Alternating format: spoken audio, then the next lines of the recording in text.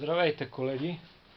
Искам да ви покажа как аз произвеждам кошерите и какво трябва да е качеството според мен на един кошер.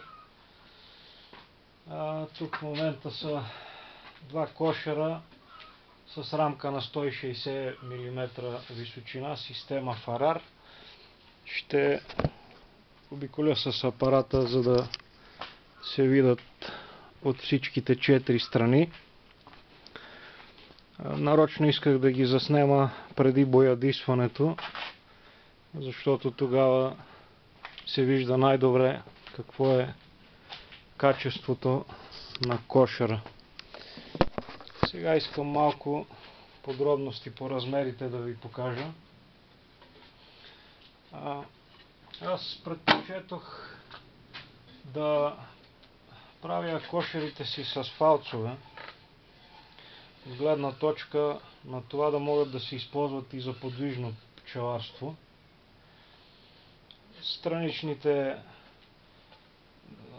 Двете странични са ми по 20 мм, а предната и задната по 30 заради фалца, който трябва да остане поне 10 мм, иначе при 25 мм дебелина остава малко за перото и то се чупи. Значи ширината на отделните елементи, от които са слепени, не трябва да надвишава 2,5 пъти, 3 пъти дебелината на страницата.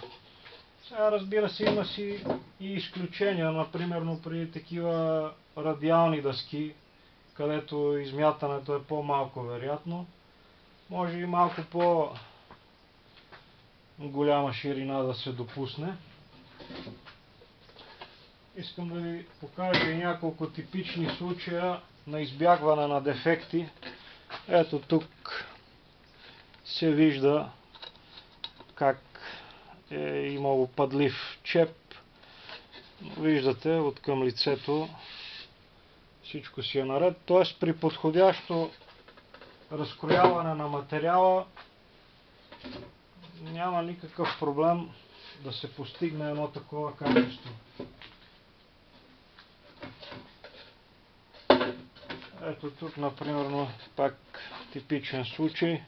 Вижда се чеп, който имаме, но той така е ориентиран при слепването, че в лицето няма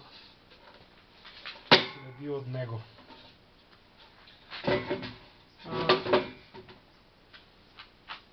В момента тези корпуси са ми унифицирани с корпусите на 230 мм рамка, като могат да се използват съвместно за различни системи, за медови корпуси, за Венер, за системата на Венер. Също така с една приставка от 7 см постигаме напълно всичките размери. Т.е. тук в момента има за дадамблатова рамка 24+7, магазина с наставката 17+7 прави долния корпус, т.е. тук в момента може да се приеме, че е дадамблатов кошер с магазин, а може да се приеме, че е многокорпусен LR кошер с два корпуса.